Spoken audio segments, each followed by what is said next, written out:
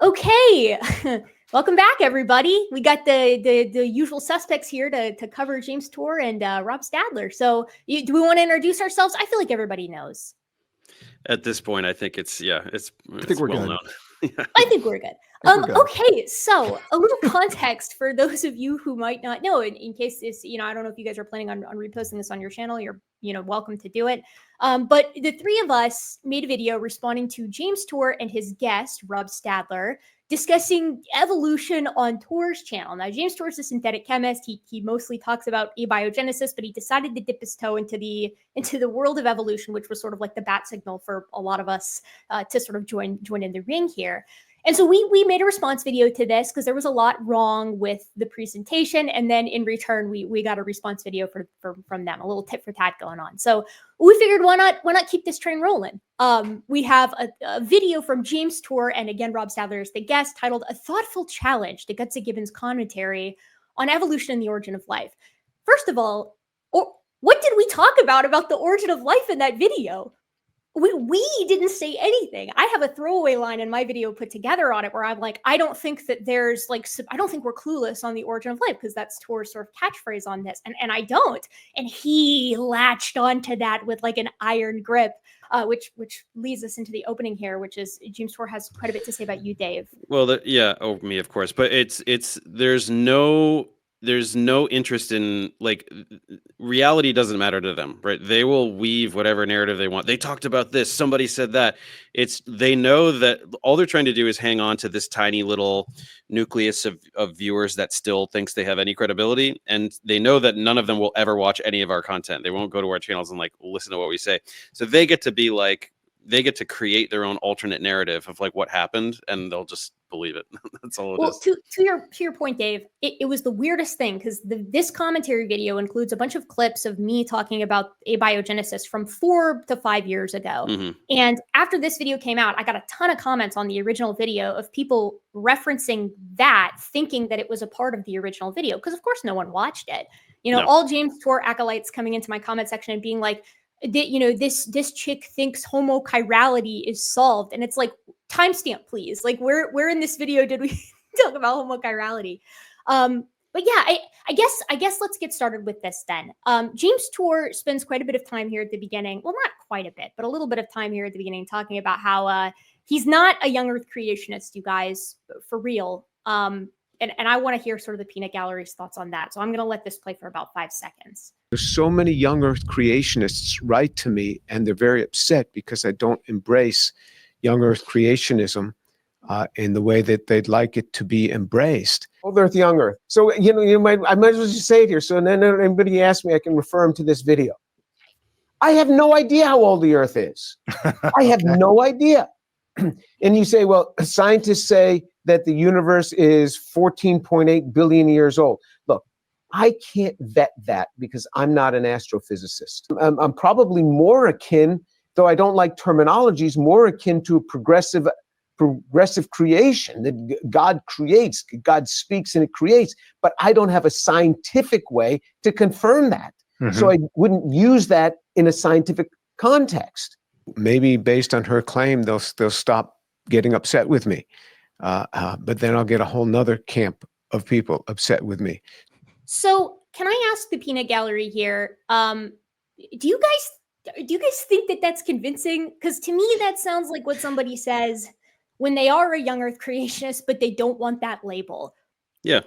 No, that's what they do, right?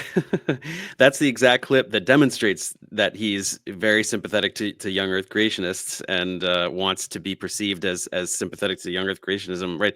He doesn't have a way to vet that. Well, we all learned this in high school, right? You were supposed to learn how we understand the age of the earth, James. And also you don't, that's not your field. You're not an origin of life researcher either. And you have no problem fumbling that field left, right, up and down. So yeah, this is not very convincing. He's got the door wide open. I don't know how old the earth is. Young earth creationism totally could be right. That's it. Everybody who has ever said, I don't know how old the earth is a young earth creationist. Like no old earth creationists say, I don't know how old the earth is. Okay. If like, we know how old the Earth is. You can do it. You can do all the radiometric dating, and Oklo proves that it's valid for 2 billion years. So, like, yeah, it's like the Earth is old. And if your kind of stock response to how old is the Earth is, I don't know, then you're young. He also didn't say, I'm not a young Earth creationist. He said, I'm not a young Earth creationist in the way they want me to be, which is a different thing. Can I just say, too, if I was having a conversation with somebody on the shape of the Earth, and I said, what do you think the shape of the Earth is? Right. And they said, I don't know what the shape of the Earth is. My immediate cool. thought So is, you're a I'm flat talking to a earther. flat earther. Yeah, I'm talking to a flat earther Exactly. for sure. Yeah. So, you know, I just thought that was worth bringing up because I think committing to the age of the Earth is like a pretty standard thing to do if you're in the scientific community. And I think that that's, you know, I think it's telling that James is not willing to kind of put his foot down on that. And even in this video where he's like, oh, this is an example of me putting my foot down and now I'm going to piss off all the young Earth creationists, he doesn't really do that. So I thought that was worth shady worth apologist starting. tactics, nothing else. Yeah. All right, Dave. Next, he's gonna traipse into your territory here. He's gonna talk about abiogenesis. And you know, first, I think what you said earlier is kind of apt, right? Because he's very keen in this video over and over again of calling you the YouTuber, and sort of painting you as this guy that's got like no relevant expertise. Now, my understanding is that you have a formal background in chemistry, first of all. But if, you know, we're kind of throwing stones in glass houses if we're talking about being able to talk about abiogenesis without a formal background in abiogenesis, because none of the 5 of us who are on screen right now have that background. No, and only 3 of us are actually devoted to truly understanding it and representing it properly. So yeah. Well, let's hear him start off at 6:08 here, where he's going to talk a little bit about abiogenesis and sort of his issues with it. Is it the synthesis of the small molecules? Is it the synthesis of the amino acids or the sugars? How about those? The nucleotides, the lipids? Is it the synthesis of those? So YouTubers suggest it's no problem getting glucose because the foremost reaction makes it. Foremost makes sugars. Foremost reaction makes sugars. What are you talking about? And it does, but it's unusable. Just recently, Ramanan Krishnamurthy is agreeing with me, this major origin of life researcher. He's just showed that the foremost reaction, which is the only reaction that is said to be autocatalytic, that has any relevance to origin of life, that would be useless because it's too complex of a mixture of compounds. Something. I just love every attempt he ever had of just like, see, this origin of life researcher agrees with me, is always just like this tiny little, like 1.5 sentences little quote. Just, we have no context, no idea what he's actually talking about. I guarantee 0 origin of life researchers agree with James on anything. So we go from we can't get the sugars to, oh no, wait, we can get the sugars, but it's just too complex, right? It's too much of a mixture. I mean, this has been covered many times. I've shared a number of papers that describe how certain microenvironments can actually, one of them was Lee Cronin had the taming the combinatorial explosion one, just showing how, yeah, you can get all these different sugars, but in certain conditions over certain minerals, whatever, it kind of it gets a less complicated mixture. But also it just goes back to him not understanding how chemistry works in nature, right? He can only think like a laboratory chemist, where you do a step and then you have to isolate and purify and then go to the next step of your laboratory synthesis. Nature doesn't work like that, right? If there's some preferentiality for glucose as a substrate for some reaction, it doesn't matter that there's a bunch of other stuff in there, right? It's going to react preferentially. Anyway, it's a lot to get into, but I've covered it in my other content. So. Yeah, I thought that this entire section was really interesting for the reason that you just described, right? Is that it's like, okay, you know, James wants to see these experiments like showing the origin of life in a lab from step A to step Z, right? All the way through, and he wants to observe it in real time. At the same time, he wants it to involve prebiotic conditions while not recognizing evidently that prebiotic conditions are like quite vast, right? I mean, it's not like one experiment going on in one test tube. It's trillions of test tubes occurring simultaneously. And that's something that he really harps on a lot. So it's like, I think that James isn't convinced of abiogenesis to his satisfaction, but that doesn't really matter, right? Like plausible pathways to the origin of life exist, plausible hypotheses for various models for the origin of life exist. It's like, just because it's not to his satisfaction does not mean that the field is entirely clueless on his this. satisfaction, he's ideologically bound to insisting that it is impossible to occur. We've known this for years now. It's that's not news. But yeah, no, he doesn't want to get it. And so he won't. That's it. You want to talk about the clay stuff? We can just do like rapid fire, because it's all in my content on him. At this point, I have like 15 videos just like rebutting all of this crap, but we can touch on it. Polymerization has been demonstrated on Montmorillonite clay for decades. Yes, with 30 to 70% 2,5.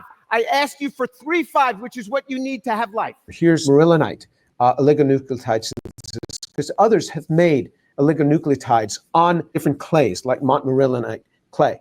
And this person got 67% of the 3', 5'. So in other words, he's got 33% of the wrong linkage. Here, 75 to 80% of the monomers are 2', 5' linked. So he's saying here, you're only getting 20% of the right linkages. The rest of them are the 2', 5'. What is the substantial fraction? We don't know from Benner. Benner left it a mystery. But let's just say he had 66%. Let's say 2/3 of his linkages were 3', 5'. That means 1/3 of his linkages are the wrong linkages. You need three of these bases along DNA to define an amino acid in a protein that's going to be made. So 1 out of every 3. If 1 out of every 3 has the long linkage, then 1 out of every 3 letters doesn't work. That means you don't even have any words. There's just so much to... Oh my Hang on. God. Just out of curiosity, does he think the first life forms would have involved codons and translation? Right. DNA, What? eukaryotic cell DNA transcription and translation. Like he doesn't actually. Oh my there's no God. way he actually thinks that, right? Despite the multitude No of way. times I've exposed him for how unbelievably batshit insane this is to be saying publicly, he continues to say it. So that's the most obviously idiotic thing. All of us immediately can see. We're talking about eukaryotic cells that would have evolved like 1 billion plus years after the abiogenesis event. You're insane. You should be embarrassed to be saying this publicly. But there's also other subtle stuff. Like, he just keeps repeating, like in that debate, like what he wants to say is, we're clueless about how to get polypeptides. No, we get polypeptides all the time by prebiotic means, but then he shifts the goalpost in the thing. So he's like, no, I need this specific DK linkage, which, by the way, didn't exist, right? We didn't, all the 20 amino acids in extant life, we didn't need them all for abiogenesis. And in fact, those two, lysine and aspartic acid, were not present. So it's a straw man, but it's also it's a shifting the goalpost straw man, right? We didn't need that. But then because this very specific thing that he wants to be shown isn't shown, which we don't even need anyway, then all of a sudden we're clueless about polypeptides in general. No, wet tricycling, we do all this stuff. It's very trivial. Same with polynucleotides, right? He says we're absolutely clueless about how to get polynucleotides. No, we've shown this. If you have nucleotides, so to get to nucleotides is a separate issue. But then once you have them, they polymerize readily on various mineral surfaces. We've demonstrated this for decades. So again, he's shifting the goalpost to a straw man. Right. If we don't get 100% 3'5 linkage, then it doesn't work. Right. So number one, that doesn't make us clueless about polynucleotides. You are admitting in the debate that we have all these ways of polymerizing nucleotides. But then second of all, in the debate, I showed the Shostak paper, right, that you can still, like, there's a very high degree of tolerance in terms of a mixture of linkages, 2'5 and 3'5, to still get functionality for like a ribozyme or something. And then also he refuses to acknowledge that there's so much data regarding discrepancies in, say, like replication. Like if you have autocatalysis for RNA, the degree of 2', 3', 5', 3', will affect those rates of like replication and things like that. So there's all of these parameters that can affect and influence things, nudge them towards homochirality in that regard. Also, homochirality could have evolved later, right? You could have life first, and then it's just, there's so much. You could have had like competing forms. You could have left and right-handed RNA competing with each other, and one of them won and one of them lost. And the other side of this that's really fun is he's trying to link all of the steps together and saying you haven't demonstrated A to B to C to da. But like you can, so we can show the polymerization where you're going to have variation, right? And that variation, that's essentially a heritable trait when they do autocatalysis. And then you go to the next step of like, okay, ribozymes. Well, we can randomly polymerize RNA nucleotides and demonstrate experimentally that you get ribozymes. Do you want to spend 100,000 years watching a prebiotic environment do this? Or do you just want to demonstrate the steps in the lab? And the last thing that they always do this is they forget the fact that evolutionary processes happen before cells existed, right? When you have these chemical populations, natural selection is operating on those based on things like stability and the trade-off between stability and length, the trade-off between the proportion of the linkages and stability or replication capacity. So you have evolutionary processes happening before life, if you define life as cellular life, before life exists. And we can't have that. So that's why James had Stadler on a while ago. I don't remember exactly when it was. It might have been 6 months ago or 8 months. I don't remember when it was, but James had been hiding from the concept of systems chemistry the whole time. Like in the debate, I was presenting with papers and he was just like, "Nuh-uh, no, that's not real." And I'm like, dude, Gerald Joyce started like the first example of this is in the year 2000. So you're like 20 plus years behind on systems chemistry. He finally realized he has to like start talking about this topic because it's probably the single most crucial field in terms of demonstrating that abiogenesis is possible.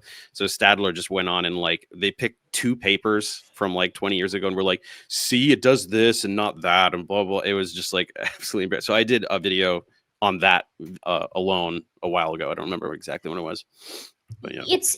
It's weird, right? Because it's like, you know, Dan, you were just talking about having like A to B, B to C, C to D, D to E, right? And then it's like we can show these individual steps. We're just not going to watch them for hundreds of thousands of years in a lab. But it's like even if we simulated them, that wouldn't be enough because they would be like, we didn't watch them in a lab actually occur. So it's a lose-lose situation for conventional science on this standpoint. And on top of that, even if you could only show steps, you know, A through C and steps, you know, Y to Z, that still would mean that we're not clueless about the origin of life. Not even remotely clueless, yeah. It would mean that we are moving in a direction towards understanding it better. And some hypotheses are being supported and some models are being supported and others get kicked to the curb, such as the nature of science. All anyone is saying is that we're not clueless. No one on this panel and no one in the world is saying that this issue is solved. It's a rich open area in science. It's so much worse than that, though, because even first, he's denying not only the proof of concept in terms of systems chemistry of here are these ribozymes, we are observing them evolve by Darwinian mechanisms, right? We have seen that, right? So he's denying that happens, but he's also then completely ignoring us getting to those biomolecules, right? Getting to polynucleotides and polypeptides. That has been rigorously demonstrated and observed, right? Dave Deemer's team, they put the monomers in a hot spring, they polymerize, right? This is a you know, an analog environment. This is not in the lab, right? They're seeing this in vivo, right? Or not in vivo, in you know, in a real environment. He spends time in this, you know, talking about how the types of, you know, bases that we find, I think it's like nucleotides that we find in like meteorites and stuff like that, you know, that's not sufficient. And then he spends time saying, you know, where do we get genetic information from? And it's like, we all here on this panel are aware that like information is something that humans are defining, right? It's systems that we are recognizing. He wonders where new information comes from, which is just like that. To me, at least, demonstrates like a very basic misunderstanding of what evolution is and how it works. And then he spends time again talking about how it's like you can't literally make a cell in a lab, which is just one of the things. He brings that one up all the time, and it's a complete non sequitur, right? Like it doesn't have anything to do with what anybody is talking about. He'll never change his talking points, no matter how many times they are eviscerated and shown to be ridiculous. He just keeps repeating them over and over and over. And you know, I think it's really telling, right? Because it's like, you know, Dave, you've spent a lot of time talking about this in general, and you know, James, Dr. Tor here is like very insistent that it's like you are not qualified to be at the table. You're not allowed to be having this conversation. Learn things about watching Erika's video. and particular things that she said, and more from the other biologist who was on the channel. I learned nothing from the YouTuber. He had nothing substantive to contribute. I don't even know why he was brought on as a so-called expert on this. And we're going to have on, like, you were brought on because, as you just demonstrated, I think as you just demonstrated, he says this later in the video too. And the reason I wanted to have you talk about the abiogenesis stuff at the beginning is because he's so insistent that it's like, if we have a one-on-one, if you have a one-on-one conversation with Dave, he doesn't actually know what he's talking about. I don't think we did that, true. and I humiliated him. Well, and I mean, as a layman in this subject, granted, but it's like, I have a conversation with you. You seem like you know what you're talking about. It makes sense to me. Dan, is that the vibe you get as well? Oh, sorry. Yeah. This whole part of it is just like, I don't even know how to, because it's very frustrating, right? Because he is not an origins of life researcher, right? And then he has kind of taken up this mantle as like the origins of life guy. Like, if you're talking about which creationist is the guy who disputes origins of life? Yeah, he's the only one, because he's the only one with a chemistry background. Okay. Like a So he's the one that has like made this his thing. Yeah. Dave, the YouTuber, you are the person who has taken up this mantle to dive into this literature as someone who, it's not your field, it's not my field, it's not Erika's field, but you have dove headfirst into this literature, and now know this topic inside out, front to back, right? And I mean, better than him, I would say. Better than right, you're better than you've got the people who work in the field, and then you've got everybody else, and you're somewhere in between there. Right? Yeah, the people who work in the field obviously know more than I do about it, but I know more than me. any other YouTuber. Definitely. I mean, look, and I more have a than PhD James. in biology. I know more than you know more about it than I do.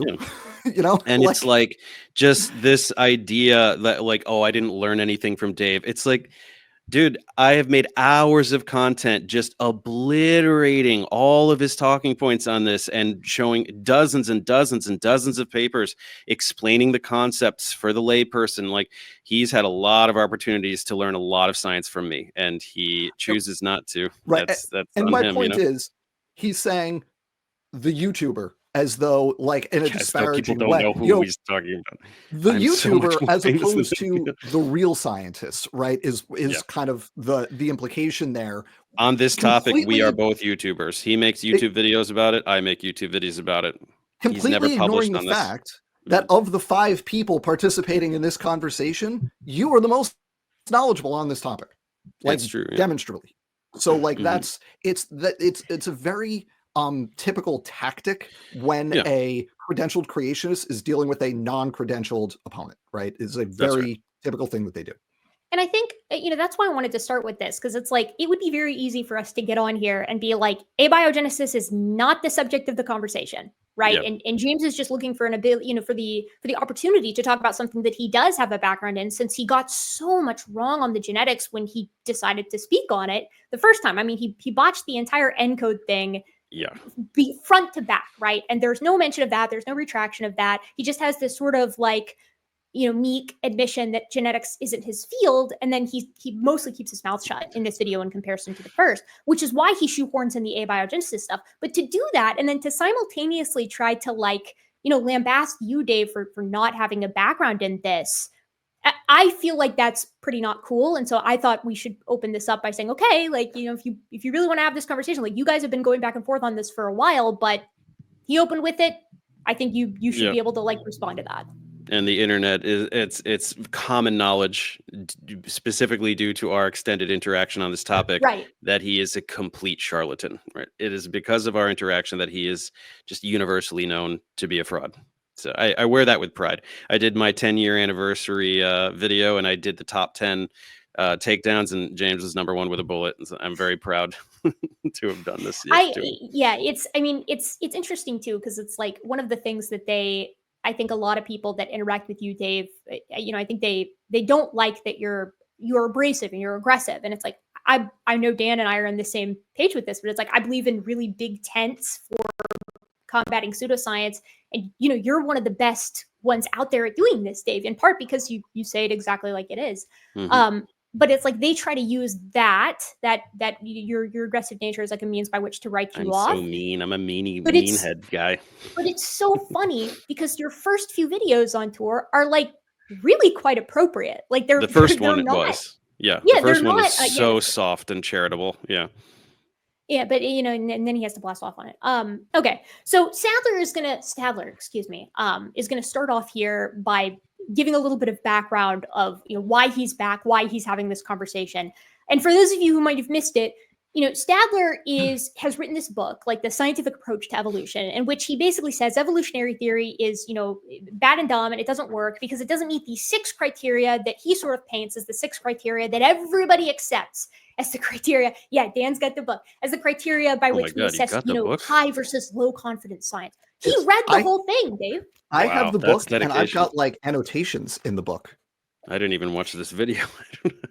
Dan, I was gonna shout you out because later Stadler says something along the lines of like, I don't think Erika read my book, and it's like, no, I didn't, but I know someone who did. So he's gonna start off here.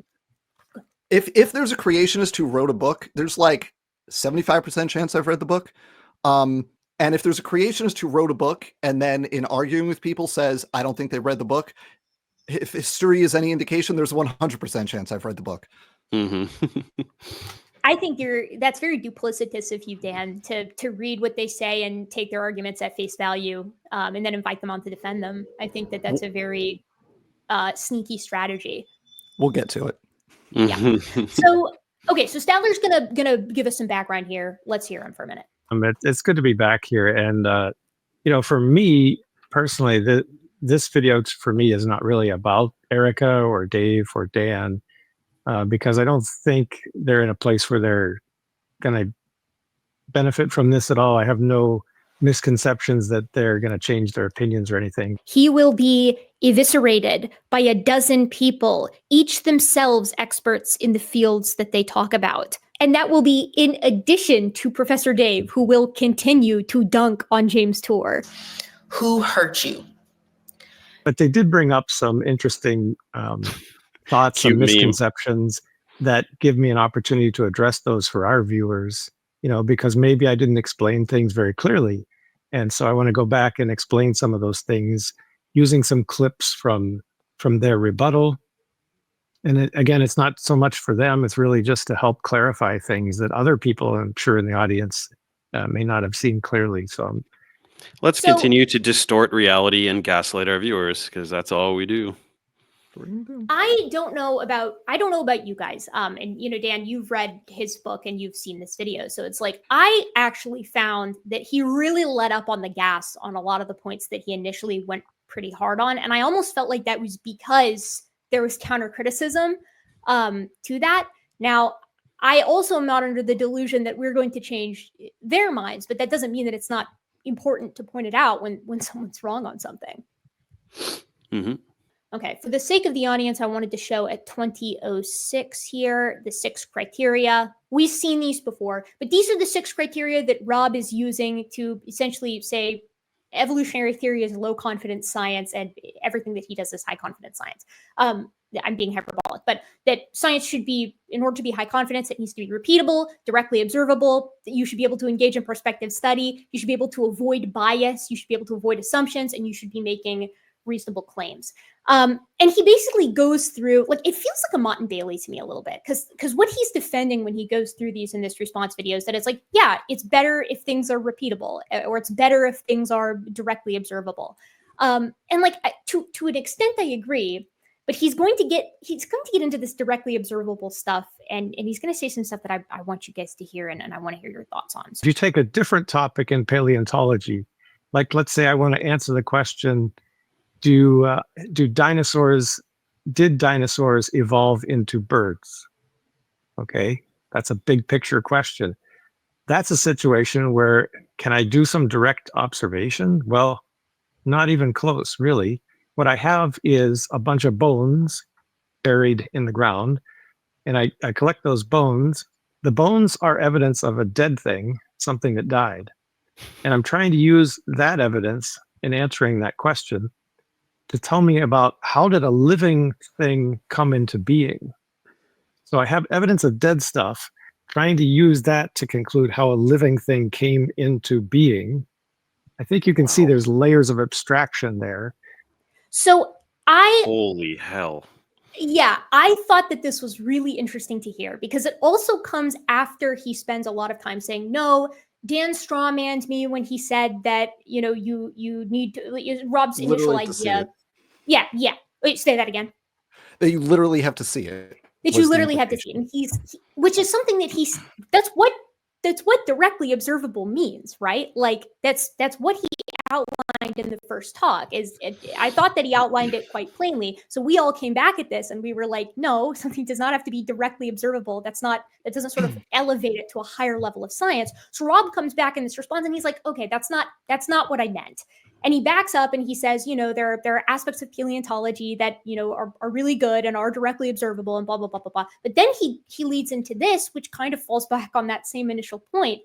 And this leads to a central theme in this video that Dan and I both noticed, and we're talking about it because when I was watching this, I was texting him and I was like, oh my gosh, there's absolutely nothing in this video or in the first video about hypothesis testing, which is the core of the scientific method. Right? That's how we come to the conclusion that birds evolved from dinosaurs. Because if birds evolved from dinosaurs, they should have this set of morphologic physical criteria, and we should see those criteria emerge through the fossil record, through geologic time, and they should maintain some of those characteristics and share them like one-to-one with like theropod dinosaurs or like archosaurs in general, right? Likewise, we should be able to look at birds and crocodiles and turtles and lizards and sequence their genomes, and we should be able to see how they fall in a nested hierarchy, right? Like this is a hypothesis that if birds evolved from dinosaurs, we can actually test and support or deny using data that exists in the present that we are directly observing.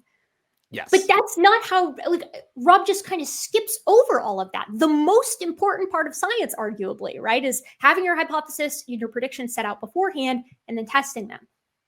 And the key thing here, oh, go ahead, Dave. Okay, I was just gonna say really quick. Yeah, that's the point that we already said in the last video, but that is the point: is that we have this hypothesis, and then we find all these myriad specimens that represent this immaculate gradient of phenotypic expressivity. Right? You have these features that just gradually go from these forms to these forms, right?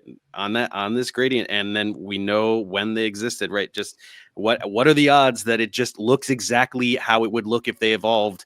But they didn't. That doesn't make any sense. But it's not even a denial of that. He jumped, like, this is literally a Kent Hovind talking point, like verbatim. Like, oh, you found a thing that's dead? Well, that doesn't prove it did.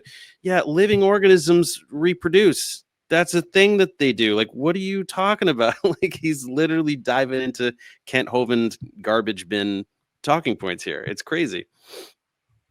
Yeah, that's exactly the point. And the key thing that is the glaring omission from this response to our point, because we raised this previously, right? That it's all about hypothesis testing. There's no mention of hypothesis testing in the book, in the slides, wasn't there. The whole thing about direct observation is the data that address your predictions. You are directly observing the results of those predictions. We're predicting to find more skeletal morphology in fossils that has certain features if birds evolved from that group, right? We're predicting to find genetic similarity between birds and other groups in such and such a pattern if birds are nested within this certain group. And every one of those things is a prospective prediction, and then we go out and look and we directly observe if that prediction is accurate. Those are the direct observations we're making, where if the hypothesis is correct, here are the things that must be true. Right. So here's great example just for this current point. And just to be quick, right, is that it's like, since Huxley in Darwin's day, people have proposed that birds come from dinosaurs, and it's because of the physical similarities they share with them and the fact that fossil dinosaurs look a whole lot like birds. Like Compsognathus looks like a featherless Archaeopteryx in many ways. But it's like that was a hypothesis and a prediction that existed before the advent of genetics. Then we discovered genetics, right? And when we started sequencing the genomes of organisms, we found that crocodiles share more with birds than they do with lizards, genomically speaking. That should not be the case if birds and crocodiles don't both evolve from dinosaurs, right? Or archosaurs, I should say. They share a common ancestor in the form and we'll get into the nested hierarchy thing later, but also that example is great because it doesn't work with what the creationists say. Oh, they're similar morphologically there because they were therefore they were designed with the same DNA. Well, crocodiles and birds, they're not that similar. Like if you look at them at the gross morphological scale, they're actually not that similar. There are things that are more similar to each of those, but birds and crocodiles are more genetically different from those other things. So it actually doesn't work. The rationalization that they use doesn't apply in that example. It's, yeah, he's going to do something else that I think is like a classic gross misrepresentation of, well, we'll get there. But first, I want to show the next sort of section here that's sort of along these same lines. This is going to go on for about a minute and 10 seconds. And it's worth it, trust me. That kind of control over things. And let me give you an example of that. And this is just an example. But if I collect a number of skulls like you see here, these are obviously very retrospective. We're looking far back into time. But I found these skulls, and I can line them up like this. And you see an association between them. You might even say there's a progression here. And I can conclude there's an association, right? They look the same. I can measure the teeth, the eyes, the brain size, and so forth. I can conclude an association between them. But to conclude causality, which means this turned into this and evolved into this and evolved into this, that is something that you just can't do with retrospective observation. Only a well-controlled perspective study allows you to do that. And to be a little tongue-in-cheek here, please excuse me, I want to have a little fun. Don't take this too seriously. But I could do a similar thing with a bag of Cheetos. I open the bag of Cheetos and I lay out an association like this. You see this? And I could claim, look at this. This Cheeto evolved into this, and it evolved all the way into here where it's starting to develop appendages. They're moving in herds. But it's not, it has some similarities to what I'm showing above here. So they're so bad at this. Like their meme game is so bad. It doesn't even make any sense. They're moving. It's like, it's cringy. It's really bad. I'm setting that aside because I have many comments on the editing choices in this video that I'm going to include in my larger video on this subject because there's a lot going on. There's a lot at play here. Those Cheetos aren't found separated by hundreds of thousands or millions of years of geologic time. And they're not connected by the biological through line of heredity, of genes. They're inanimate objects. They're snack foods, Rob.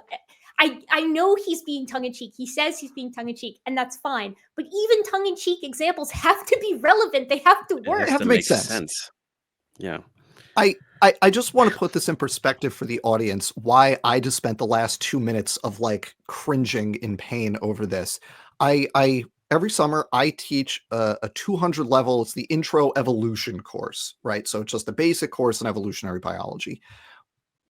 On day one, like we talk about why this type of thinking is wrong and how you can't just connect the dots. And that's true whether it's living things at the tips of the branches in a phylogenetic tree, but also it's more complicated than just collecting fossil specimens and playing connect the dots with the fossil specimens. Nobody does that. Nobody's saying this evolved into this, evolved into this, evolved. Nobody is saying that. Right. That's it has not how to be any of because this works. morphologically it suggests it, right? That's not right. How it works. It's a combination of overlapping morphology with let's use the word with a progression of morphological change, or more precisely, a directional morphological change, right? Overlapping both temporally and spatially over the course of millions of years, right? Yes. We're not playing connect the dots. I want to say this for everybody. This is the kind of misconception that we dispel on the first day of class. Right. 101, day one. Yeah. Yeah. It's not just what does it look like? It's when was it and where was it? Right. I also love the guy. He's looking at skulls and he goes, the eyes and the brains. It's like, dude, that's the orbital socket. Like there's a brain case. You don't even know what you're talking about. Like, and you're trying to argue with Erika. Like Erika, like, no, this is her field here, right? Hominin specimens. Like there's just no, like, I mean, I don't know.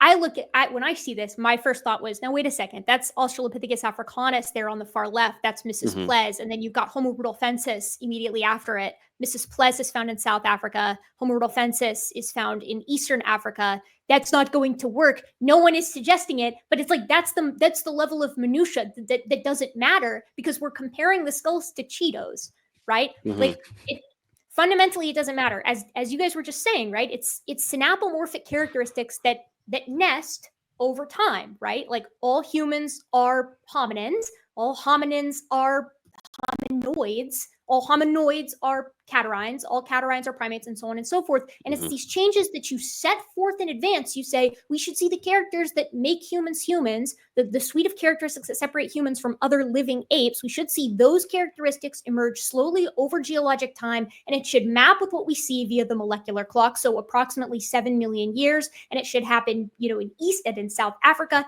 and that's precisely what we see.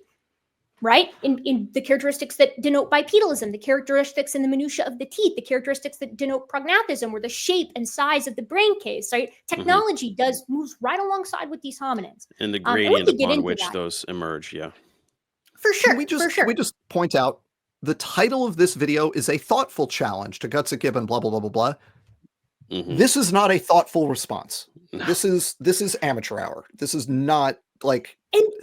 And the Cheetos are funny, but the problem isn't the Cheetos. It's the logic that underlies the Cheetos that is the problem, right? Like, we're not coming after you because you use Cheetos, Rob. Yeah. That can be funny. Cheetos they're can not be funny. Living organisms. The problem is they're not alive, right? And Cheetos are all around at the same time. These Cheetos are contemporaneous. They came from the same bag.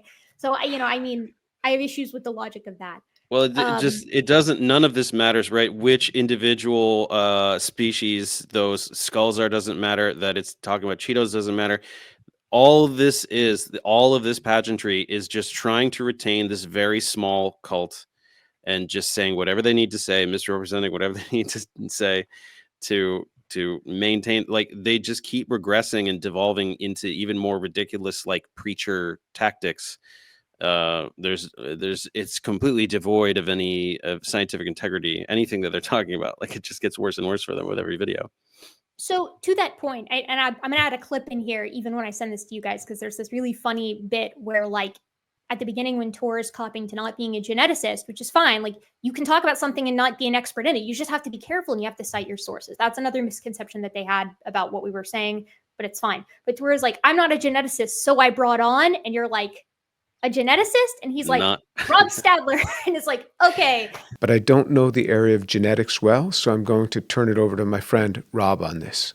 Okay, thank you, Jim. Cool. But to your point, Dave, what you were just saying about, the nature of, like, how they approach this, how they approach evidence, and how they write it off.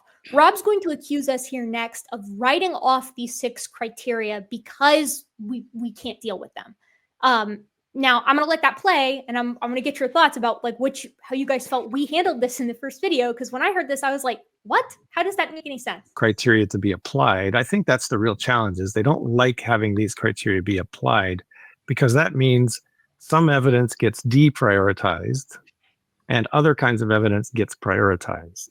That's what comes out of this. So, like, fossil record and comparison of genomes in order to try to show common ancestry, those kind of things are going to get deprioritized with this process. So what? His idea here is that we saw these 6 criteria, and then we spent a lot of time being like, okay, Rob does kind of a bait and switch when he presents it, because he's like, everybody agrees on these 6 criteria, and then he shows a bunch of clips from, or pictures from, medical textbooks of, like, types of evidence or whatever that sort of he feels roughly map onto his 6 criteria. And so that's how he gets away with saying that all scientists accept these 6 things. And then he's like, but these guys, the reason they had an issue with these 6 criteria isn't because they thought there were any issues with them. It's because they can't deal with them. They can't handle these criteria. And so they have to come up with a way to write them off. Yeah, even though we spend like an hour explaining how, I don't remember what we said exactly, but I'm sure that we explained how all 6 of those are exemplified immaculately by modern evolutionary biology. So we said that they work and that they apply to evolutionary biology. That's what we said. I mean, there was a portion where we talked about how you don't use a double-blind study in, like, none of us are using double-blind studies because not all science is applicable to every other area of science. Yeah. Which he is okay with. Like, in this video, there's a moment where he's like, yeah, obviously you're not going to use double-blind studies in, whatever, chemistry or something like that. So I don't understand why where he gets off saying this. It's like, we went through all the criteria. They work for evolutionary theory. So what's the issue? Right. You can show how and we did this. We went through and talked about how it's repeatable, yada, yada, yada. And also, there's still no mention of hypothesis testing in here, which is the whole point. Yeah. He is going to do they just like selectively skip over, like, we explained all this stuff, so they just don't address that part of the video? Is that what they do? Okay. Well, I mean, I'm sure you guys have seen how I do my videos, and I've seen how you guys do yours, and it's very similar. This is a sentence by sentence gang, where it's like we go over the video. If we're going over a video, and like that's what I'm going to do with this video, on my end, when I'm taking bits of this panel and cutting out the fluff. It's like, but I'm going to. We're addressing the main points. They're skipping over us proving that we're right. So that's we're not just addressing the main points. We're addressing all of them, right? Like we touched on absolutely everything in the video, and on this one, we don't just not see all the points addressed, but we see specific major points ignored, like hypothesis testing, like what Rob's going to talk about here in a moment, which is like nested hierarchies and the nature of genetics. So he's going to talk a little bit about that now. I'm going to let him play for a little bit, and I'm going to stop him and get thoughts. Happened here? What happened? This statement, we've already said, and we talked through it, is a very low confidence kind of question. But Erika came in and said, wait a minute, we can say that humans and bacteria share genes. I'm going to say point blankly, yes. And we can do that repeatably and directly observe it. So you see what changed here? What she did actually is she changed the question. Sequencing the genome and comparing those genes to see if they have shared or conserved genes between them. She's striking out this part of the question, removing that, and then the question becomes, do humans and bacteria share genes? Well, that actually is a high confidence kind of answer, because wait a minute, hang on, just pause right there. He doesn't know what conserved means. You said conserved. That means from a common ancestor. He just doesn't know what that word means. That's actually such a good point, Dan. I didn't even catch that the first time. You said conserved. That means from a common ancestor. That's what that word means, Rob. So he's going to get into, gosh, it's a little bit later, but he's going to get into discussing how, especially in relation to that paper we brought up with the very, very small p-value supporting, primate common ancestry. He's going to take issue with that because he's basically like, oh, you assume that the common designer wouldn't start with a similar template amongst a ton of different, kinds of organisms, which, setting aside the fact that that's not testable, that's not repeatable, it's not directly observable, it doesn't meet any of the 6 criteria that he just laid out. Yeah, pretty low confidence, right, to propose that. Like, separating the difference between common descent and common design from a creationist standpoint is impossible. We're going to touch on that later. But he's going to take issue. Yeah, it's possible for us, but not for them, right? Like we can do it because we have these differentiating factors. To them, they're just like, well, God could have done it that way, but it's still not evolution. It's like, okay, well, I don't really know what to say to that. Let's continue with this for a minute. I want to continue here. You can repeat that. You can directly observe it, and it's prospective. So she's changing the question. She's not addressing the question at hand, and changing it certainly makes it more high confidence. You're just stupid, this topic caused a lot of confusion among those who are rebutting us. And I'm going to play another clip in that. It continues. There's a lot of this confusion going on. So he seems to think that we don't understand that they would consider there to be a difference between sharing genes and common ancestry. It's like we recognize that they think those are two different things. The problem is they aren't. They aren't two different things. Genetics, there is no stop. Like as you move backwards in time, if you move up a family tree, whether you're talking about within a species, between families, between orders, at no point is there this genetic stop sign that says, wait, actually heredity doesn't work the way you thought it did anymore. So it's like it only goes back recognize- to Noah. That's it. You can't go further than that. Well, no, and his denizens of the ark, Dave, of course. Oh yeah, sure. Whoever before, whatever. Yeah, it's a bizarre thing to miss, and I think that it's leading to a lot of issues with Rob and James here, like appreciating the point that we're actually making. Sequencing genomes and comparing DNA between living forms is high confidence. You can do that. So I don't know why Dan's upset about that, because what Jim said is quite true. So here, does this organism and that organism share some DNA? That is high confidence, right? But then he goes on trying to make this work for evidence of universal common ancestry. Now that's... So Dan, do you want to talk a little bit about this? So what I'll just say is we're gonna let me just say what I said here, which is that it's not just the fact that A and B share something or A and B and C share something. It's a pattern of similarity, and it's a hierarchical pattern. And it's the specific pattern that you would expect if things share universal common ancestry. And the pattern is incompatible with separate creation or design of each kind, or whatever word you want to apply to it, right? So that's the thing. We can make predictions about what that pattern should look like given the two possible explanations. We can then test those predictions by actually determining the pattern, and we see that the pattern is only compatible with common ancestry and not compatible. It's not just that design can accommodate either pattern. It's that what we observe is incompatible with separate ancestry. That's the key.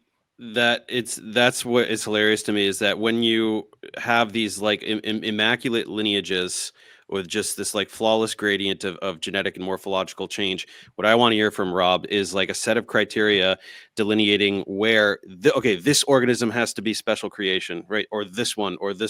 Is that high confidence science? Right? Explain that to me, Rob. Tell me where, no, that one God made special, and then there was like a little bit of heredity going on, and then that one, right?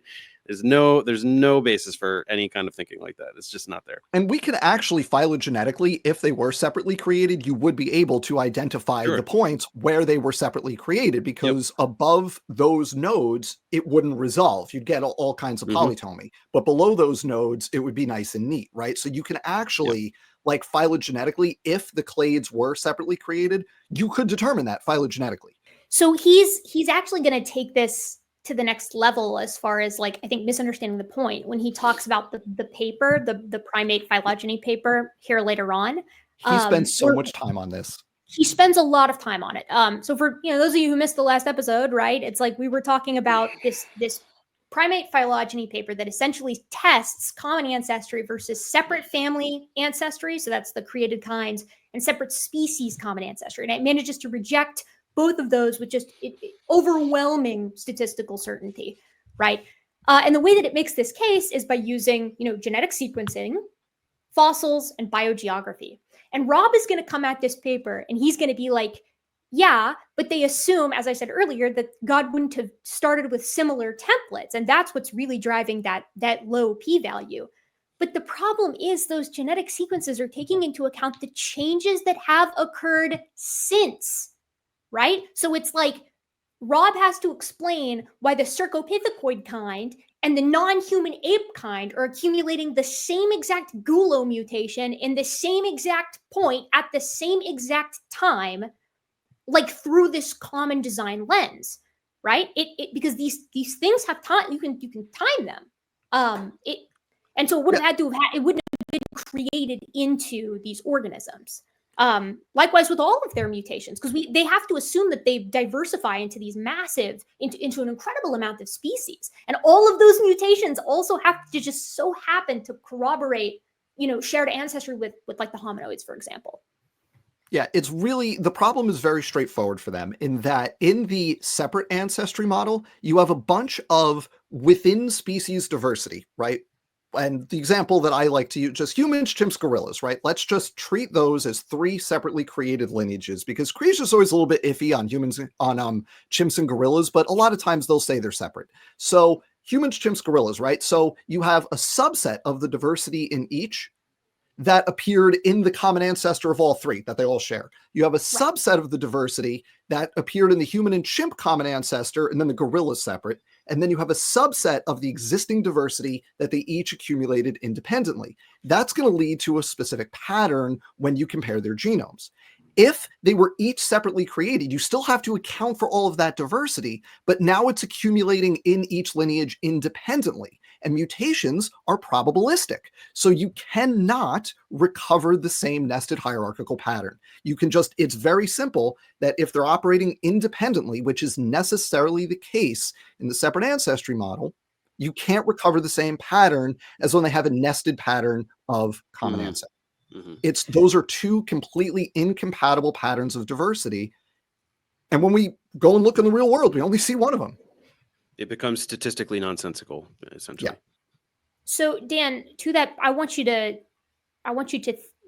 people who are watching to keep what you just said in mind when we hear what Stadler and Tor say here about why it is that, we are so gung-ho about this idea of common descent. I think another possibility is that in their mindset, common ancestry is so firmly established, so absolutely true, that they don't even realize that it's an assumption here in this question. They just take it as absolute truth. And so whether this phrase here is removed or not, it doesn't matter. It's a fact. He could be a flat earther talking about gravity. There's no difference. No difference. They think that gravity is such a fact and it's not. It's like, okay, learn science or don't, man. I don't care, right? There's just no attempt to engage with the actual argument. Yeah. Rhetorically, it's the same thing, right? It's basically saying that you're assuming common ancestry to prove common ancestry. You assume gravity to prove gravity, whatever. Right. Like the same type of rhetoric that you hear. But as Dan just went over, right? The problem isn't that common ancestry is assumed. The problem is that separate ancestry is precluded by the current data. And if you want to appeal to it, it has to be miraculous, and it has to be miraculous in a deceptive way to make it look like it's common descent. Right. Again, I don't think Rob understands. I want to hear him talk about the paper. So I'm going to set that up. Bring it, Rob. And then I'm going to show you why you're wrong. Okay. So you see how impressed they are with this paper. And let's just take a look at it over here. This is the paper that they're talking about, Statistical Evidence for Common Ancestry, Application to Primates. And they're so excited about a result like this. We overwhelmingly rejected species and family separate ancestry. That separate ancestry is what we've been calling the forest of life. And this is a statistical term here, basically saying they found it to be infinitely more probable that it was the tree of life than the forest of life. So we look at that paper, we come back here, there's actually a huge straw man assumption. It's the same assumption, basically, that I just reported about Erika's claim. But when you actually read the methods of this paper, there's this statement. We assume, there's an assumption, we assume that each family ancestor at its origin acquired character states at each character independently of all the other family ancestors. So in other words, like I just said, here's the assumption they're making. In other words, they're saying that we're going to assume a designer of life over here would start with a clean slate for each and every one of these starting kinds of life. That's their assumption. And so when they find correlation structure here in modern life, it all points to the tree of life. And that's the total straw man argument. They're building a straw man, they're blowing it up. And so the p-value is absolutely absurd here in this case. It's the old statement of garbage in, garbage out. You start with the wrong model, the wrong assumptions, and you're going to end up with a lot of garbage coming out of it. All right. Science is garbage because it hurts my feelings. Okay, so let's just start with that quote at the top, because I don't know if Rob knows what that means. Because each, at its origin, acquired character states at each character independently of all other family ancestors. So character in this context just means a nucleotide, A, T, C, or G. And then a character state is what nucleotide at what base is present, right? Which of the 4 is there? We assume that each family ancestor. This is for the genes, right? So this is not including. This is just looking at the genetic sequences, not including just looking at genetics. Physical characteristics, not including biogeography. Just to be clear. Right. We're just looking at genes, right? And we're saying you've got a certain nucleotide sequence and which mutations you have, right, A, T, C, or G, is independent of all the other lineages. So now, it's been a while since I've actually read that paper. I would love to see more context on, a paragraph on either side of that, because that matters, and we don't get any of that here, right? Because either it means they were starting at the simulation, they were completely randomized sequences, or it means that as they accumulated differences, those differences were independent of all the other ones, right? And it's not clear from what Rob just said which that actually is. Again, this is not his field, which is not a dig on him. It's just not his field, and that's fine. But here's the thing with that assumption in the box, big hidden assumption, no correlation structure at the start of life. Wrong. And I'm not the first person to look into this, but I have recently looked into this.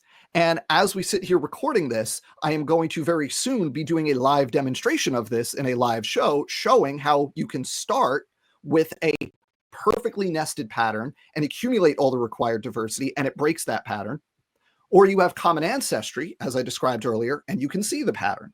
And I haven't done that live show yet, but I have collected the data for it, which I can show right here. So, Erika, please pull up my screen. Added to the stage. So these are the raw data, and I'm showing you the raw data because I did 6 replicates for each approach, created separately versus we'll say common design versus common ancestry. And then in the top right, that's the pooled data for each of the 2 sets, right? And what I did here is this was a very simple thing, because this is designed, again, to be done with people following along with me. So this is very simple. Use a nucleotide sequence generator to generate random nucleotide sequences.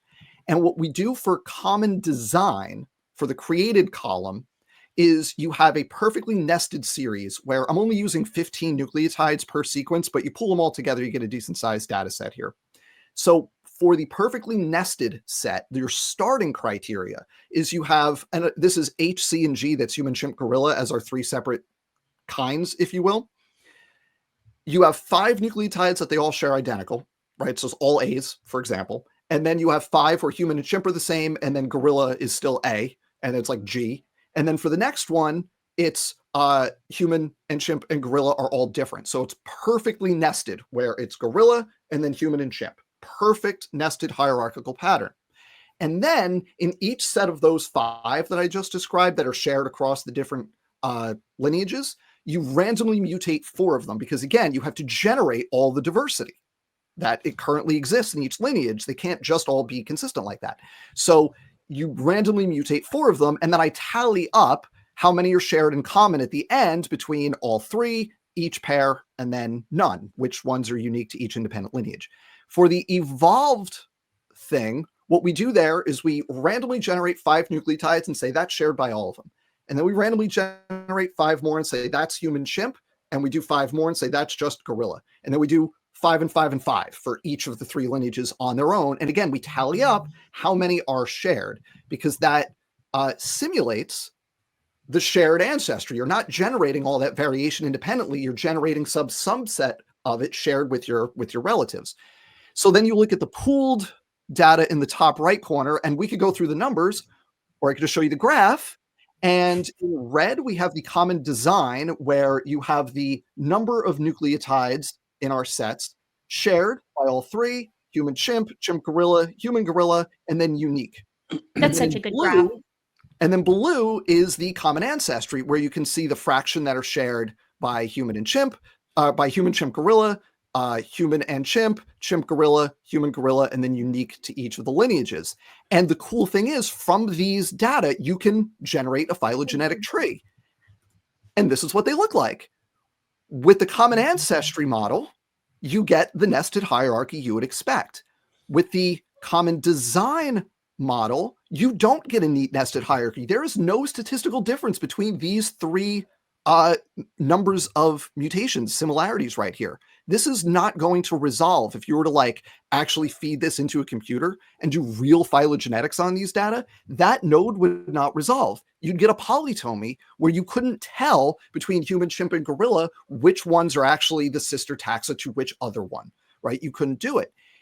What Rob said is the assumption is that we're starting uncorrelated. No, I started perfectly correlated here. I gave you the nested hierarchy at the start. The problem is you still have to generate the extant diversity in each lineage. And if you generate that diversity independently, it doesn't matter what pattern you start with, you will lose that pattern. But if they actually share common ancestry, you get the same pattern every time. And I'll show you another example of this. I only have this on paper, but I actually, for each individual replicate, drew some of the trees. And so for the human, for the common ancestry one, you're not going to be able to see this, but these 3 trees are all the same, with gorilla as the outgroup and then human and chimp the sister. The branch lengths are different each time because there's going to be some variation. The other side, where you're doing separate ancestry, the outgroup differs. Sometimes it's chimps, sometimes it's gorillas, sometimes it's humans. There are different phylogenies each time you do it, just by chance. So no, Rob, you can't have it start with the nested pattern and get the nested pattern in the living things. This is directly testable, and here is a very simple demonstration of it. I love that graph is so nice. It's like a perfect little inversion. It's beautiful. Great job, Dan. Now there is one more thing in there that we'll also have to mention, and that it's Rob is talking about genes, right? We're talking about this in terms of like functional genes. So the designer would have used the same genes to do the same function. You can do this stuff with regions that are not base constrained, and you get the same pattern. There's no reason for the designer to use the same pattern of nucleotides in a region of the genome where the pattern of nucleotides doesn't matter. There's actually a clip, Dan, where he discusses how he believes that it's actually in the human-chimp section where he talks about the nature of the entire genome, or at least large portions of the genome being fully functional. Well, no junk DNA. Didn't you guys hear? That's been overturned. There's none 100% functional genome, right? Dave is just trying to raise my blood pressure now. Yeah. So this next part that he's going to get into drives me crazy. I'm just going to let him talk. I think it's like a minute and a half about, and then we're going to get into this. It nests quite nicely within what we were just talking about. Is that really the only assumption? Because what we're trying to do is compare this model of life, the tree of life, to this model of life, right? And she's saying that genetics works the same now as it did in the past. And I'm fine with that assumption. Basically, everybody inherits, what came before them. Of course, down here, when a designer designed the beginnings of life, that's not an inheritance, but I don't think Erika is talking about that. The big hidden assumption in trying to compare these, the big hidden assumption that I think Erika is making is about the initial conditions down here. She's making an assumption about what a designer would have done. Yes. To some extent, I am making an assumption about what the designer would have done, in the sense that I'm assuming that the designer would not be inherently deceptive. But even if the designer wanted to be intentionally deceptive, as Dan just demonstrated, it still doesn't work, right? Like it doesn't matter how you do it. I mean, you can, granted, and he's going to talk about this later, like the incongruence of some phylogenetic trees depending on which genes you're using. But you can't use more genes than all of them, right? And when we do that, using Dan's exact example, humans and chimpanzees are one another's closest living relative. This is chimps and bonobos, so the humans and the panins, with the gorilla as the outgroup, and then the 3 of them, the African ape clade, are the closest living relatives to each other, with the orangutan as the outgroup, and then all of them are closest living relatives with the gibbons, the hylobatids as an outgroup, and so on and so forth. And you can do this for everything we have a complete genome for, and you will find no genetic stop sign. There's at no point does genetics just seem to break and indicate that a designer must have intervened. What that means is that this forest of life, as Rob presents it, is impossible to test. It is like stalwartly not scientific in that sense. And that's a huge problem. You're talking about the scientific approach to evolution. Where's the scientific approach to creation? Yeah. Also, he refuses to specify what is at the base of all of those trees, right? This is another Kent Hovindism, right? Just like tell me specifically, right? Are we treating which lineages are separate? Like you just went over a bunch of primates, right? Are orangutans, gorilla, like are those each individual trees? Like you got to be specific here. So that's exactly the problem. Before we jump, let me just say that Dr. Joel Duff just did an excellent video on how AIG tries to slice the kind. I think it was AIG, how they try to slice the kinds, because they actually have their list of kinds and the different criteria that they use. And importantly, one of the criteria was just like, kind of intuitively makes sense. And you know what wasn't one of the criteria that they used? Finding like a change in the phylogenetic structure that would actually indicate separate ancestry. It's not part of it. Because again, I want to emphasize, if they actually did have separate ancestry, if they did actually have separate ancestry, you could do the phylogenetics and find the stop points. Go for it, guys. Figure it out. Do something rigorous, right? Evolutionary biology is not rigorous enough for you, so why don't you do some science, right? It's the same problem that you see with like the global flood stuff that you see from young Earth creationists, where they insist that this global flood is responsible for the entirety of the geologic column, like at least from the Cambrian to the Cretaceous, and yet there is no sign, not a hint, not a whisper of a global flood in the entirety of the geologic column, the biggest event that is supposed to have ever happened, and there's nothing there. It's just positing, it's just supposing, which is a science. Yeah, that is interesting. So the p-value, you don't generally find p-values that small, but if you make an assumption that blocks out one area totally, then you could get a p-value that small. And there's nothing being blocked out here, right? Like it explicitly, with Dan and in that paper and in other papers that the three of us have talked about in other places, right? The separate ancestry model has been tested. It lays out explicit predictions. Those predictions have been tested, and they are not up to snuff. Go ahead, James. And it's interesting that she got really, really excited over something that is statistically very, very rare. But she criticized in her video people who don't do their homework. Do a little homework, that's interesting. I never read the paper. I've assumed this is something for you to study. You went and you studied the paper, the very paper that she looked at, and that points it out that you make this claim, and then it's going to result in the p-value being so small. I'm going to Uno reverse card here again, right? Because it's like Rob doesn't know the predictions that his own model is making. Right? They use that clip a lot in this video of me saying like do your homework for things that they think I've not done my homework on, and that's fine. But I think that so far what we've addressed kind of speaks for itself on like who's missing some background information here. Rob Stadler presents this dependency graph that is supposed to be this robust counter to common ancestry, as if to say, first of all, we're going to hand wave this entire, primate phylogeny paper, but then we're going to say, actually, this dependency graph paper does an even better job. Look how well supported it is. And Dan, like, why doesn't that, in your opinion, like why are you not compelled by the dependency graph as somebody who's very familiar with phylogenetics? Just point out that this is from the Biocomplexity, the DI journal. It's never been peer reviewed. It's on a blog. It's a blog post, basically. And you can go to the Peaceful Science Forum and find long discussions of why it's wrong. Even like something as ridiculous as genetic entropy, there are actual papers that creationists have written, like Carter and Sanford have written, that have like tried to get this into the actual literature, right? With the dependency graph thing, I think the original for that, I don't remember the year, it was like 2017 or 2018. There's been no attempt to like get it into a real journal. It's just evolution, not evolution news. It's biocomplexity. That's it.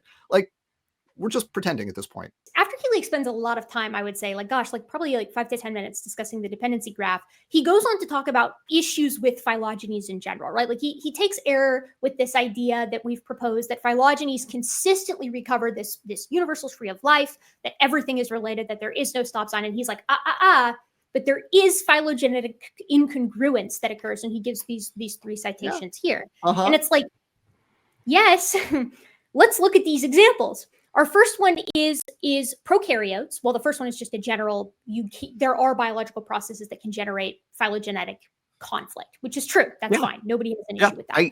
And to be clear, I talk about these things in my intro evolution class. It's not like we're keeping this stuff a secret. Like, we go through how phylogenetics works, and then there's a whole long section on here's what makes this really hard, and here's some pitfalls you have to watch out for. Like, yeah, this is not like a secret. We teach incomplete lineage sorting in my intro to bioinf class as well, right? Like, exactly. Everybody is familiar with these things that can cause problems for specific regions or specific genes, but you can't get more complete than all of it, right? And if you do a phylogenetic tree with all of it, you recover. And I focus on the apes because that's what I think, kneecaps creationism in general, because it firmly establishes humans as apes that are related to other apes that descended from other apes and so on and so forth, not these special isolated, de novo creations that are unrelated to everything else. But it's like, sequence the whole genome. It's humans and chimps as a dyad, then gorillas that's next closely related to the 2 of them, and then orangutans, and then gibbons, and that's for the whole genome, right? Like, full stop. We just got the complete apes genomes paper. We're going to talk about it at the end here. It recovers the same phylogeny it has always recovered. And it's so frustrating to me when I see them pitch these like, oh, if you do it with this one gene, you're going to get, a weird phylogenetic tree. We know. The scientific community wrote those papers. And then the last one he talks about here is to do with sea anemones, so cnidarians and lancelets, which it's like, yes, you can get convergence in certain gene families. I'm not sure if that's what's going on here, but it could also be deletion. I don't know that example because I'm not an expert in everything, but like, it could be there. You could have convergence. You could, if it's gene families, it implies that they share common ancestry. So you could have, it's an ancestral gene family that all of Eumetazoa shares, and then most lineages have lost it, is what could happen. You could have a case of like deep homology where maybe those pseudogenes are present in other lineages. It could, right? It's a total, like, I would have to look at it, but like, yeah, that's a thing that happens. There are other examples of that too. And that middle one is just a straight up like dishonest quote mine, because, indeed for prokaryotes, molecular data have falsified the tree of life hypothesis. I guarantee you, I've not read that paper, but I guarantee you it is about the bush of life due to rampant horizontal gene transfer among prokaryotes. And the thing with that is, even if you say, yeah, you can't pin down like a nice, neat dichotomous branching pattern because of all the horizontal gene transfer going on, if you looked at each gene individually, you can do that. But the genes share funky pathways because of all the horizontal gene transfer, right? Yeah, it's not generation to generation. Yeah. Yeah, and so like the fact that they pluck out that one line, that is just straight up dishonest quote mining, like typical creationist nonsense. I'll check the paper and see if they say bush of life anywhere in it, and just slap up a big picture of it there if they do. I hope I'm right. Gold standard. I hope you are too. So I did go look it up, and while Dan is conceptually right, there is no mention of the bush of life officially in this paper that talks about horizontal gene transfer in prokaryotes. But there is something that's even funnier, at least in my opinion, which is the little abstract at the beginning. Debates over the status of the tree of life often proceed without agreement as to what it is supposed to be: a hierarchical classification scheme, a tracing of genomic and organismal history, or a hypothesis about evolutionary processes and the patterns that they generate. I will argue that for Darwin, it was a hypothesis, which lateral gene transfer in prokaryotes now shows to be false. I will propose a more general and relaxed evolutionary theory and point out why anti-evolutionists should take no comfort from disproof of the tree of life hypothesis. Dan is always going to be arguing that Lenski's experiment, in the case where the E. coli developed the ability to metabolize citrate, he's always going to be arguing that that was like a major innovation, a major evolutionary gain that required numerous mutations to come together and make new information and new genes and so forth. No, And Dan and I multiple can probably mutations. argue That's about this factually forever, true. but Say Just that again, Dan, so everybody. Yeah, it's undeniable. Just multiple mutations, which is factually true. Also, my dog is barking. Let me go get him back inside now, and then we can hit play, and then I'll explain why he's wrong. It was a gene translocation and multiple point mutations. It was multiple genetic events to get that CYP plus. I remember I did this. I talked about this a lot. I think it was my Behe debunk, probably. Yeah, it must have been. It's super frustrating though, because you can go down every rabbit hole of like, new function of real-time evolution happening now with them. And you can chase them down the rabbit hole of like checking off every box where it's like, okay, it didn't used to be able to do that. It's a duplication followed by neo-functionalization. So it's not just a simple deletion. And at the very end of it, once you've checked off every single box, the creationist in question will just say, okay, maybe there are some examples of getting new information through evolution, but it's rare and it's not going to be enough. That's how every single one of these conversations ends if you follow them to their termination point. But I just want to go back to simple facts here. Let's just look at the simple facts. That he's going to go through each of these simple facts. They're on the screen, so you can read them. I don't feel the need to let it play for a full 2 minutes so that he can explain them. Dan, what are your thoughts on these facts so people can read them and then hear you at the same time? I think that'll be a nice contrast. Yeah, so the thing to understand with this CYP plus trait, the aerobic citrate metabolism, is one, he got some basics wrong. Like nobody says there was a new gene. It was an existing gene got duplicated and it was then controlled by a different promoter, but there was not like a de novo gene evolution happening.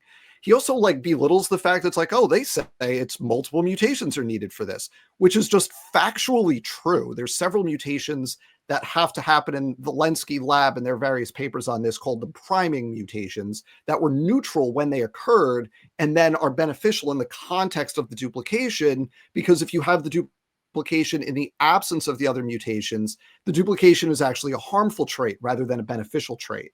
And we don't need to go into the biochemistry of why, but like there are multiple papers on this and that's just what it is. So he's just like kind of making fun of that. Like, yeah, but that's factually true. And then the thing that I always like to point out to this anytime it comes up is that this novel trait, aerobic citrate metabolism, meets the criteria laid out by Michael Behe for irreducible complexity. This is the directly observed evolution of an irreducibly complex trait. Right? This is the kind of thing creationists say can't evolve. We've never documented it evolving. There it is right there in the lab. We got to witness it happening, and we've genetically documented each step in the process. These bacteria are not at all evolving toward a better future. In fact, they're falling apart. This is a recent paper, and it said, however, we serendipitously discovered evidence of substantial cell death in cultures of the CYP plus clone sampled here. This is out at 50,000 generations. So this development in their study happened at around 33,000 generations. So now they're finding that out at 50,000 generations, they are dying off very quickly. And these results indicate that the evolution of aerobic growth on citrate in this experiment, it was associated with elevated mortality. If you think that's a major innovation of evolution, I think the evidence is basically showing it's a pretty simple modification, and it's actually quite a negative in this, even in this particular environment. So regarding the increased mortality in the CYP plus line, I'm just going to, we'll peek behind the scenes here, folks. Eric and I were texting as we were each watching this. It just increasingly flabbergasted as we were watching it. And so I'm just going to read you what I wrote as we were watching this so you can have my off-the-cuff thoughts in real time, which was, oh man, he even does the CYP plus line had higher mortality thing. Sir, allow me to introduce you to my friend, density-dependent mortality factors. Obviously, the engineer has never studied ecology, but come on. Because what this paper found was that the CYP plus line has a higher mortality rate than the other lines in the experiment.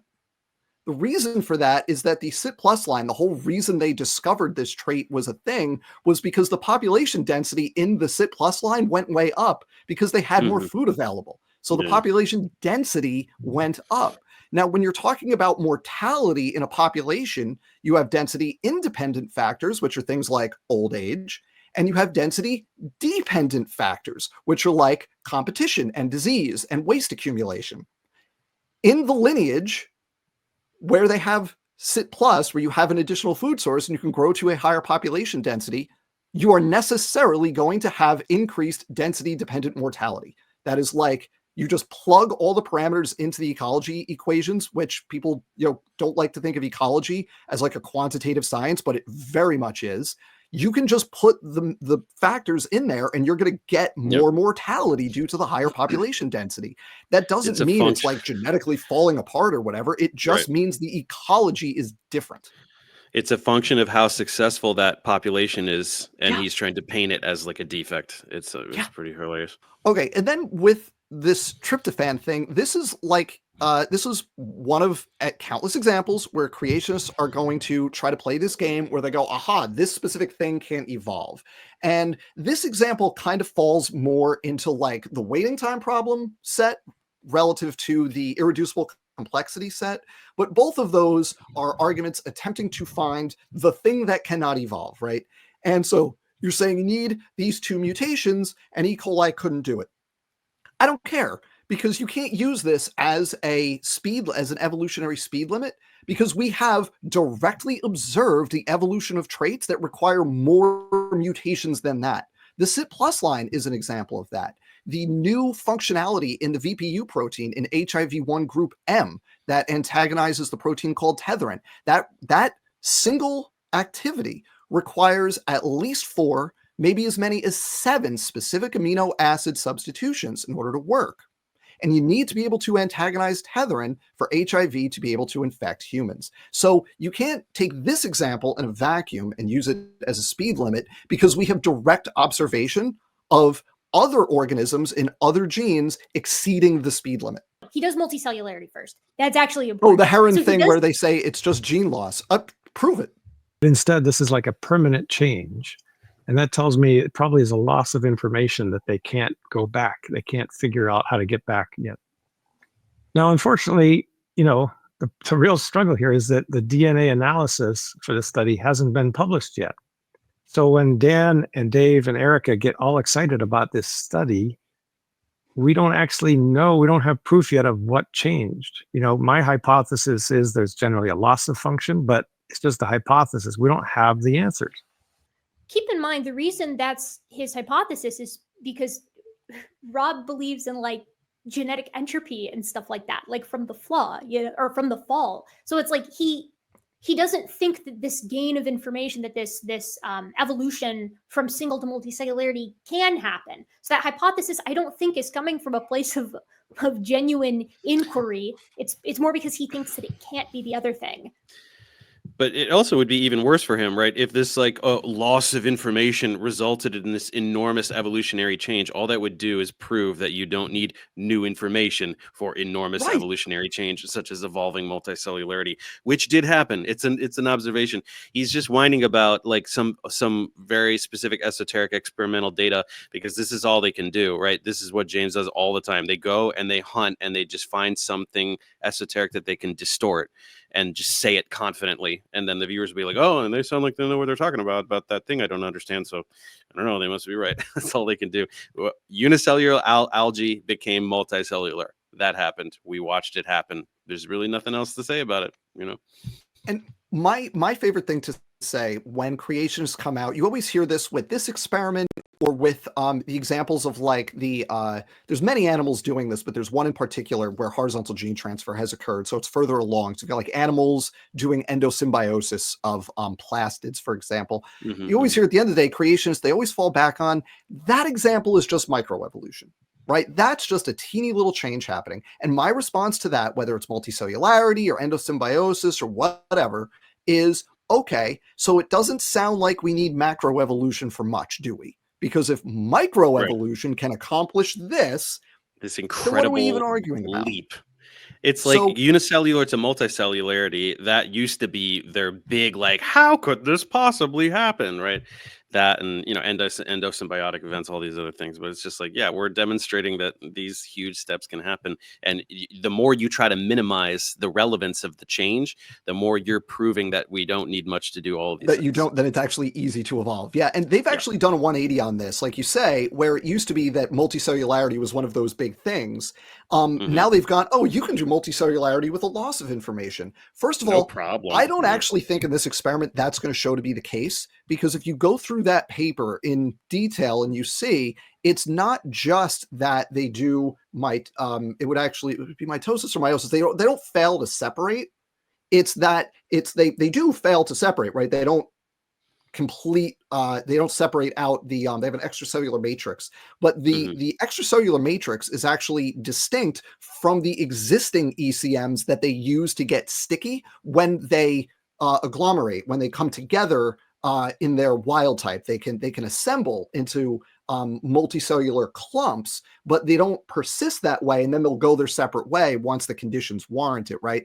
And the way they do that, it's not just that they are dividing and then not separating because they're engaging the stick together thing. It's actually structurally a different thing that is causing them to stay multicellular in the evolved lineages. So I don't think it's true that we're going to see like gene loss or whatever and they're reverting to the wild type, because it's actually phenotypically distinct from how the wild type operates. It's going to be fun to see what they go with, because eventually that DNA study is going to come out. Eventually. And we've got two nice predictions on either side of the direction that they're going to go. Yeah. I've recently been won over too. You guys are talking about this example of like, okay, what kind of change? You can get multicellularity from massive deletions, right? I mean, they wouldn't call that new information, but that's because they don't know. They conceive of evolution as this ultimate fitness via genetic entropy instead of understanding fitness as context specific. That's always a major issue that they have. But it's like, we're going to get into this human-chimp stuff here in a second. And they accept that all dog breeds are related, and a Chihuahua is quite different from a Great Dane, right? Like you can get an enormous amount of physical variety from a very similar set, from extremely similar sets of genomes that are, ostensibly 99.9% similar from, to one another. But they can't fathom the idea that humans and chimpanzees, which are far more similar than a Great Dane and a Chihuahua, may come from common stock, right? We're going to get to that in a second. But before we do, I want to hear James Tour respond to all of this, respond to Rob's sort of presentation here. So we're going to do that at 27:32. Well, Rob, you're very nice. You're much nicer than I would be if I had detected that. I don't know the area well enough to detect it myself, but it's really interesting what you have seen from the very same papers. Thank you. Yeah, it's interesting when I see them get all excited about stuff like that. It makes me want to dive in and add some reality to it. And so this is our last topic. Thank you all for staying on so long. I appreciate this. This is the topic, of course, that's going to get Erika the most angry or interested or excited. And I wouldn't doubt for a minute that there'll be some lengthy rebuttal about this. Yes, that is true, Rob. Confirmed prediction. The video that started this all, Jim and I made, the title of that video is Evolution versus Evidence. Are we really 98% chimp? So what Rob's going to do here is he's going to summarize why him and James are upset. This concept that everybody's heard the number, you're 98 to 99% chimpanzee. You see it in museums, you see it in textbooks, all sorts of stuff like that. And they're going to say, even when you ask Grok, even when Grok is consulted, you get this number. And they're like, since Erika thinks that the number that we should be using is 96%, I should agree with their efforts here to try to get that changed. And I should agree with their intro that this is an incorrect number that's been, being erroneously pushed. All of this, whether we're talking about, creationists who are at the professional level or at in the minor leagues, as it were, they don't seem to understand what that number actually means. They don't seem to understand what any of these percent similarities mean, because no one has ever, or very few of them actually take the time to look into what's being compared and how that couches, how that actually, contextually fits in with other pairs of organisms. Complete sequencing of ape genomes. This paper came out this year, and they pulled this bit from from it that 13.3% of the human genome has no analog to the chimpanzee genome. They call this gap divergence. That's not really a fair way of describing what gap divergence as it's calculated in the paper is, but that's fine. And then they go among this section, like the portions that actually can be compared, the roughly 86.7% of the genomes that can be compared, 1.6% of the individual nucleotides are different. And that this doesn't include the X and Y chromosomes, the X being far more homologous and the Y being far less homologous. So he's going to go on and he's going to show this figure that he gets. And this figure comes from the paper, but really where it comes from is from the Discovery Institute's Casey Luskin's article on this topic. Because Casey Luskin put out like probably 6 to 8 articles, I think, at this point, just on this new paper. And it's not just Luskin, Klinghoffer's gotten in on it, but between several of them, it's probably up to 6 at this point. Yeah. Right. So let's talk about what this is, because I think very few of the creationists who are parroting this are actually doing any of their work. All of this comes from an initial tweet by Richard Buggs, who consulted on the paper, who is himself, he's friendly towards intelligent design, let's just call it that.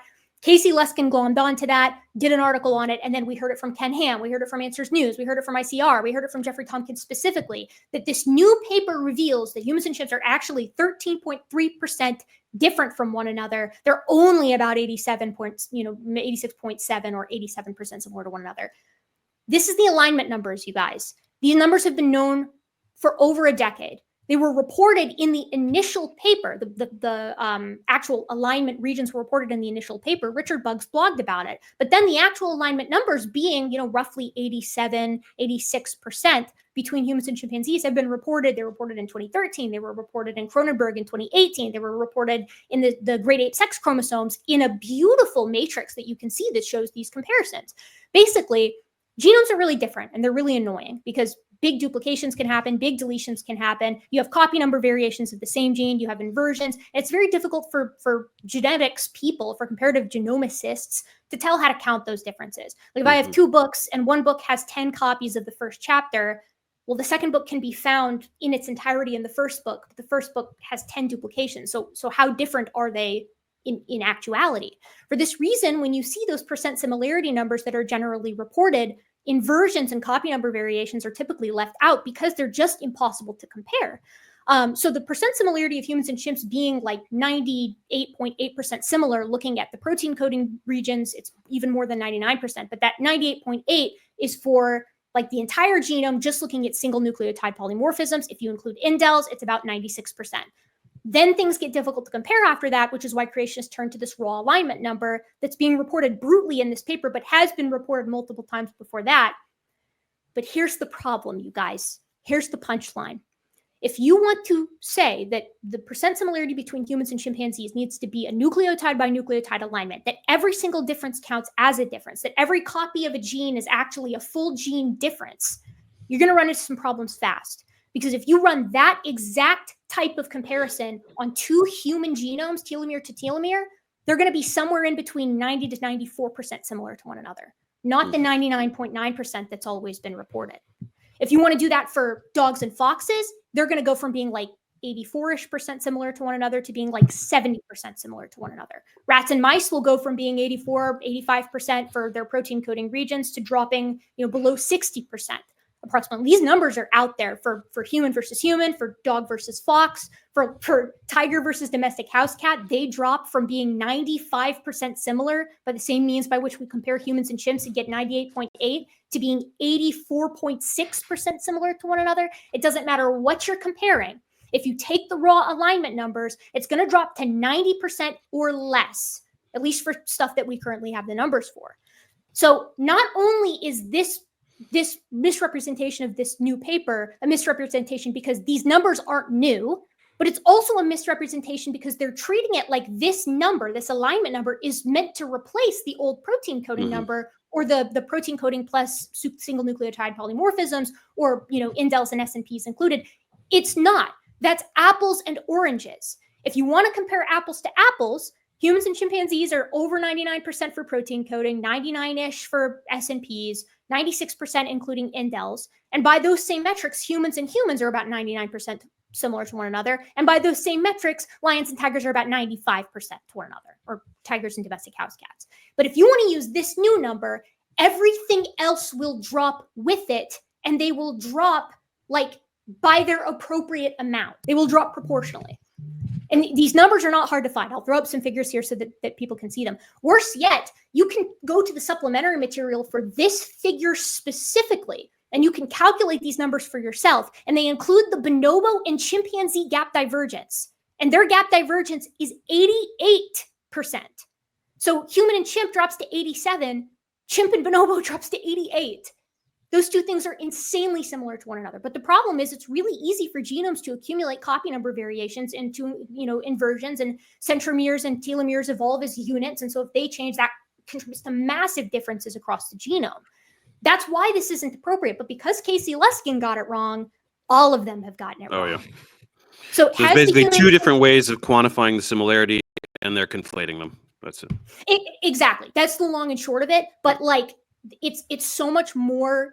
It's so much more apparent when you actually compare apples to apples across the board and see just how them warping this absolutely screws their own perspective. Mm-hmm. Because now, if you want to say that cutoff is like 90%, now chimps and bonobos can't be related. Or now humans are different subspecies, right? Get some race. No one would racist propose that. That would be insane. So that's the long and short of it. James Tour is going to concur on this, and he basically says at one point here, he's like, so the number has changed, and Stadler's like, yes, it's changed. No, it hasn't. Nothing in this paper with regard to these percent similarities is conceptually new, and the numbers themselves aren't really that different either. Protein coding similarities went up to 99.6%, and I consulted an author of that paper on that. Okay, so the very last thing he's going to say is he's going to call Dan duplicitous, and I want to listen to that, and then we'll be done. Mm-hmm. Mentioned toward the beginning that I don't really feel like interacting with them is actually all that productive. In this video, in their rebuttal video to us, they made some statements that just show that their focus really is not on obtaining truth. It's more focus on being spiteful.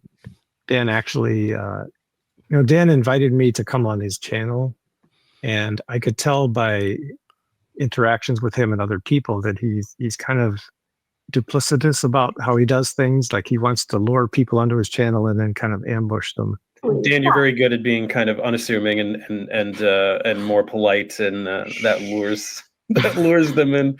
So different styles, but I appreciate your stuff. Don't blow up my game, man. We all watched you talk to Behe. We did.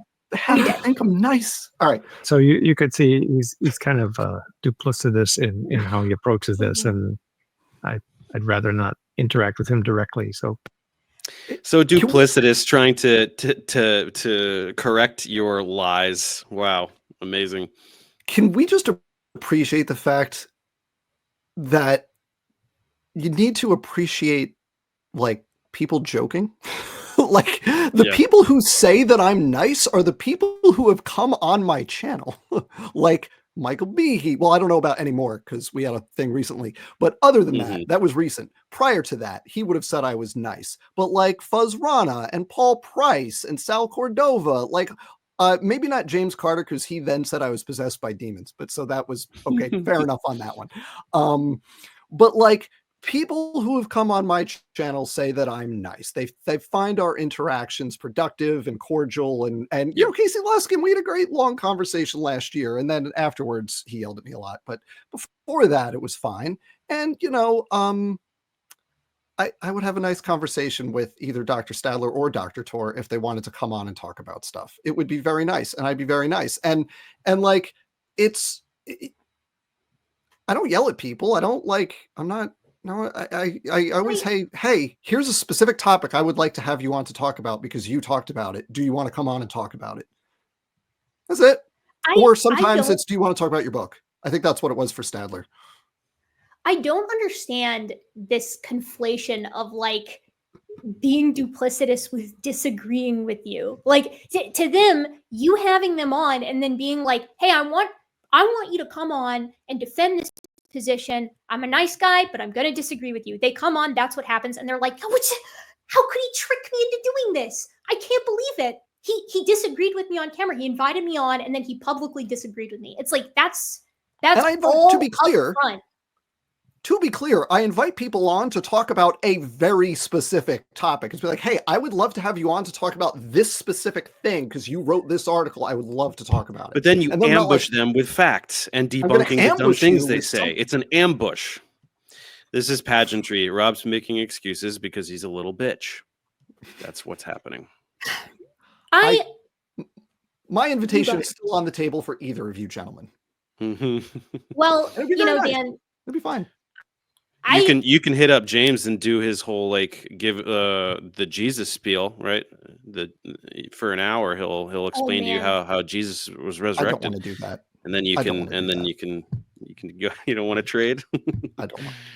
I mean, Yeah, if he I wants to don't make a trade, James, hit me up. We'll talk. So James offered to have a conversation with me. He wanted to talk about abiogenesis. And I was like, I'll talk about abiogenesis with you. I'll get curb stomped on abiogenesis. I'm happy to do that. But I'm not going to get curb stomped risk-free, right? Like you're going to have to talk with me about human evolution or evolution generally, since that's also been something that you've been openly skeptical about. So also we could load you up with some talking point or some rebuttals of his common talking points such that you would not get curb stomped. It's actually not that hard to own James on this topic. It's one of those things where it was just like, you know, we were in this discussion. I'm not like sharing any emails. This is just conceptual. He invited me on his video. So this isn't different than anything James has already been public with, but it's like, you know, I was down to do that as long as we talked about evolution too. But the type he wanted to like talk about the chemistry of life evolution, and it's like that's not what I study. You know, I want to talk about, if we're going to talk about something that you claim to be an expert in, we're also going to talk about something that I claim to be an expert in. It'll be a sort of tit for tat thing. We couldn't make it work. But in those exchanges, you know, I get the feeling that James thinks that we he gets the feeling that I think like hate him or something. I don't hate James Tour. And at some point he was also like, he felt like we were making fun of his devotionals that he puts in there. And it's like, it's not the context of the devotional or the invitation to hear the gospel that is funny to me. It's the fact that it's interspersed in a science video, like an infomercial, that is funny to me. That's hilarious to me. I think it's funny. It jump scares me. It's always very loud, and I'm always caught completely off guard because I feel like I'm getting an advertisement for Lexapro or something. But it's, you know, it's an invitation to hear the gospel, which is like, you know, that's not disrespecting your beliefs, James. That's kind of poking fun at you for having an infomercial about it's like the Hallow app or whatever. To me, and then pretending to be rigorously scientific and not ideologically motivated. Yeah. So let me just say before we move on from this section, let me just say that I have never had anyone on and then I've like ambushed them on a topic we did not agree to talk about. Like I'm always upfront. I've never had anyone on and then berated them or yelled at them or anything. So you know what? If you think I'm being disingenuous, fair enough. But anybody can go and watch my videos with my creationist guests.